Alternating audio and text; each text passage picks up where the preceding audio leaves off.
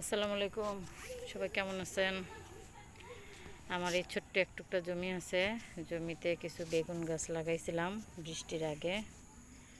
মাশাআল্লাহ বেগুন গাছগুলো অনেক সুন্দর হয়ে গেছে। এখানে একটা ছোট্ট একটা পুঁই শাক গাছ আছে। পুঁই শাক গাছটার এই যে সুন্দর পুঁই শাক হচ্ছে। তারপরে হচ্ছে এই যে বেগুন গাছ, আর এটা ছিল গত বছরের একটা বেগুন গাছ। এটাতে এই যে ফুল আসছিল, ঝরে গেছে, তবে ইনশাল্লাহ আবার বেগুন আসবে। এটা গত বছরের, এটা একটা বেগুন গাছ লাগাইলাম। কিন্তু দুঃখের বিষয় হলো যে এখানে আমার লাউয়ের চারা কিন্তু লাউয়ের চারা নিচে জমিতে পানি জমে লাউয়ের চারাগুলো নষ্ট হয়ে গেছে। এটা হলো দুঃখের বিষয়। আর এখানে হচ্ছে বরবটি গাছ লাগানো হয়েছে, বৃষ্টির জন্য এই অবস্থা, কিন্তু মনে হয় হবে ভালোই। এখানেও বরবটি গাছ লাগানো হয়েছে, বরবটি গাছ লাগানো হয়েছে। তারপরে হচ্ছে এখানে মিষ্টি কুমড়া গাছ লাগানো হয়েছে, মিষ্টি কুমড়া গাছ লাগানো হয়েছে।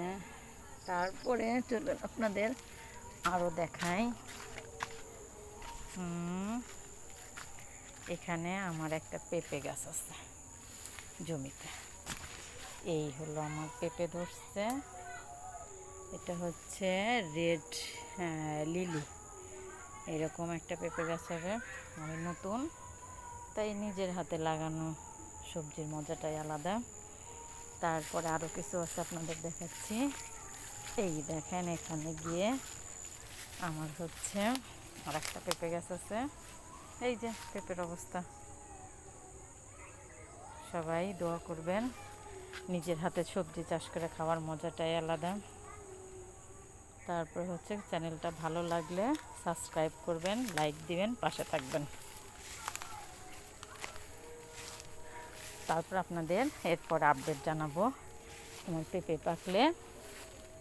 এরপরে হচ্ছে কিছু কাঁঠালের চারা লাগানো হয়েছে। এই যে কাঁঠালের চারা লাগানো হয়েছে, এগুলো তুলে জায়গায় জায়গায় আবার লাগিয়ে দেবো।